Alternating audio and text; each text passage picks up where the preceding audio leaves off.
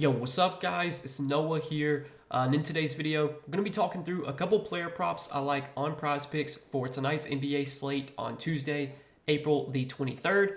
We've once again got 3 games tonight, 3 playoff games. We got Game 2 of the Timberwolves and Suns series. We got Game 2 of the Bucks and Pacers series, and Game 2 of the Clippers Mavs series. So another 3-game slate. Wanted to give you guys some early props that I liked for these 3 games. Taking a first look at the board on Monday night, recording this video the night before. I've got 2 early picks that I like for these 3 games that we're going to talk about. We're going to break down why I like these 2 plays. As always though guys, before we do get started, if you guys do enjoy these Prizepicks videos, and if they do help you out, make sure you hit that like button down below, hit that subscribe button if you have not yet, and if you guys are new to Prizepicks, and if you don't have an account on Prizepicks, you can sign up, linked down below in the description, or just use that promo code NOAH. When you sign up for Prizepicks, you will get your first deposit matched up to $100. And also want to give a quick shout out to Sleeper because we do have a partnership with Sleeper as well. You guys can sign up for Sleeper, linked down below in the description, or again, just use that promo code NOAH over on Sleeper, and you'll get your first deposit matched up to $500.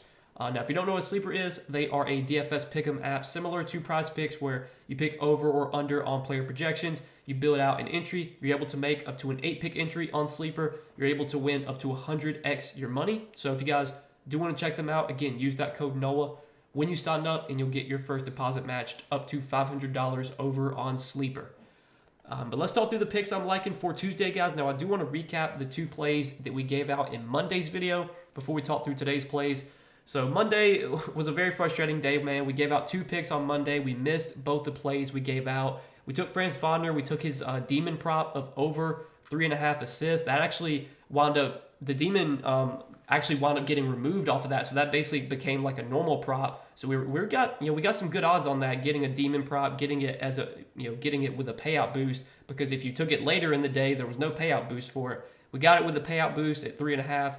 And Franz only finished with 2 assists. I didn't get to watch that game, so I don't know like how many potential assists Franz Wagner had. He had a ton of potential assists in game 1 of that series, but don't know how many he had on Monday night. That data won't become available until probably tomorrow. I'll take a look at that when it becomes available to see like if we got unlucky or not. Again, I didn't get to watch the game.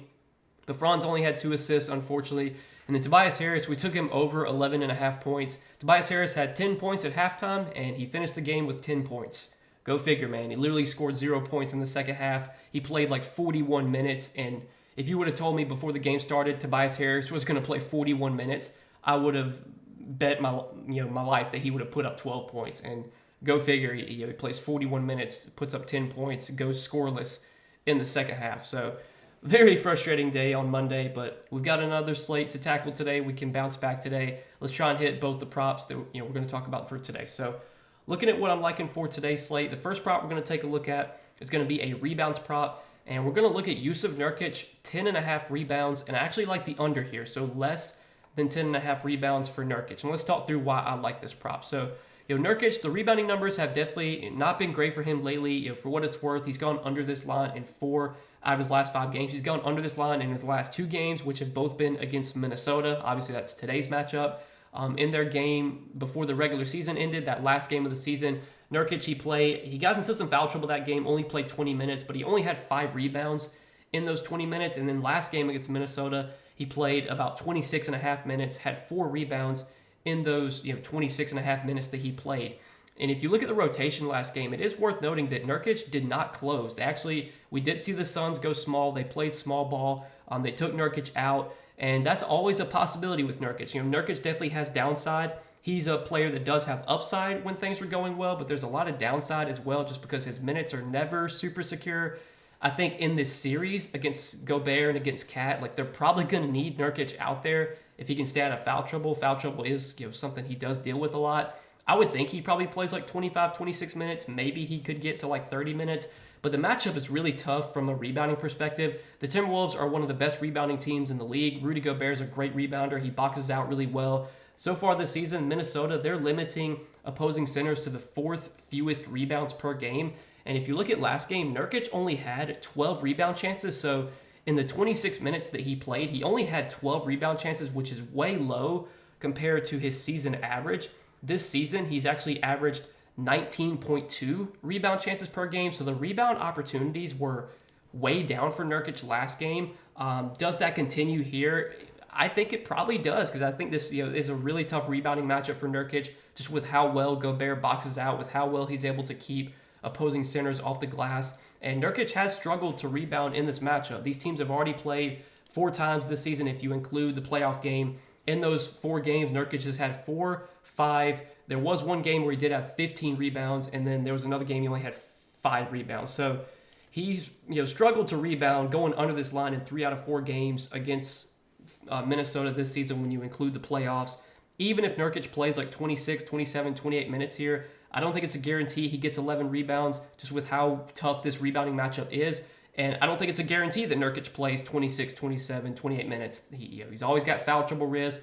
There's a possibility the Suns could go small and they could take Nurkic off the floor. We saw them do that in the fourth quarter last game. That's always a possibility here. So I like this under of 10.5 rebounds for Nurkic. And I was looking at some sportsbook odds, some sportsbooks, DK Sportsbook, Pinnacle, the 2 sportsbooks I really look at. They're both heavily favoring the under on this Nurkic rebounds prop. Right now on Pinnacle, they actually have this favored minus 142 to the under. So Pinnacle really liking the under on this rebounds prop for Nurkic. I like it as well. So that'll be our first prop for tonight. And then the other prop that I like to pair with that is going to be a points prop. And we're going to look at another prop, another under. We're going to take a look at Malik Beasley, 9.5 points, like the under here. So less than 9.5 points for Malik Beasley. And let's talk through why I like this prop for Beasley. So, Beasley, you can look at his recent games. That doesn't really matter too much because obviously it's a different scenario right now with no Giannis. But even if you look at what Beasley has done this season without Giannis, he has still gone under this points prop in 6 out of 9 games played without Giannis this season. So Beasley hasn't seen like a huge scoring boost without Giannis this season. And one of the games where he went under, one of the games where Beasley went over, or 2 of the games actually where he went over, he played 30 and 31 minutes. I don't know if Beasley's going to play that many minutes because he is coming off the bench now. They did have Beasley was starting. He started for a large portion of the season, but they've elected to go with Patrick Beverley in the starting lineup over Beasley. So Beasley probably won't play as many minutes as he was, kind of during the regular season because he's not a starter anymore. Last game he did play 29 minutes, but in those 29 minutes he only scored 9 points, and this is a really bad matchup for Malik Beasley. So the Pacers, they've improved defensively. They still play at a really fast pace, but they've improved defensively compared to where they were at the beginning of the season. But what the Pacers do a really good job of is defending the 3-point line. If you look at 3-point stats this season, just like 3-pointers allowed, 3-pointers made, the Pacers, they're giving up the fewest 3-pointers made per game. They're giving up the fewest 3-point attempts per game, and they're also giving up the fewest catch and shoot field goal attempts per game. And Malik Beasley is a player that relies heavily on 3-point attempts, 3-point scoring, catch and shoot threes, and that's something that the Pacers defend really well. And if you look at last game, Malik Beasley, he shot the ball 7 times. All 7 of his shot attempts last game were 3-point attempts. So in order for Malik Beasley to go over this line, he's probably going to have to make 4 threes. I mean, I guess obviously he could score like a layup or a dunk or something like that, but a lot of his shot attempts come from behind the 3-point line, just because that's where he lives. And the Pacers defend the 3-point line very well. One of the best, if not the best, team this season defending the 3-point line. They don't give up a lot of catch and shoot threes either, and that's something that Malik Beasley relies heavily on, is catch and shoot threes. This season, the Pacers are actually giving up the fewest catch and shoot threes per game. So this is a terrible matchup for Malik Beasley.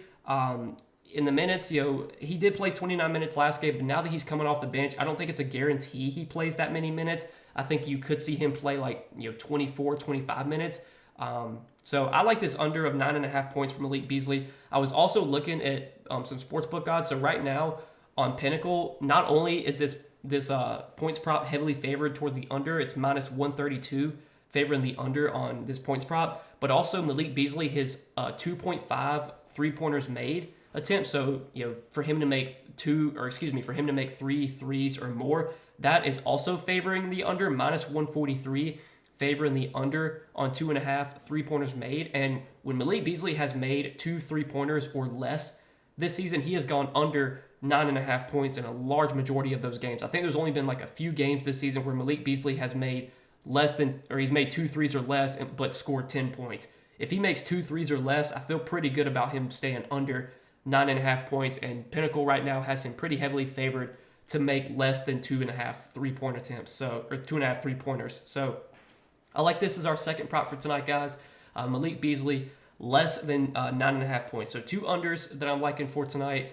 That's what I'm liking, though. First, kind of at a first look. Obviously, I'll be sharing more plays for today. I give out more plays every day over on Patreon. So if you guys do enjoy these Prizepicks videos, the content that I put out on YouTube for free, and you want more Prizepicks plays from me, I give a write-up for every play I provide on Patreon each day. You can check that out, linked down below in the description. We're giving out NBA plays. We're giving out some MLB plays as well when I find plays I like for MLB. So check that out, guys, if you're interested. But as always, appreciate you guys watching these Prizepicks videos, supporting the content. Hit that like button down below if you did enjoy. Hit that subscribe button if you have not yet. Also, be sure to go check out Prizepicks, guys. If you don't have an account over on Prizepicks, use that promo code NOAH. When you sign up, get your first deposit matched up to $100. But good luck, guys. Thanks for watching as always. We will see you in the next video.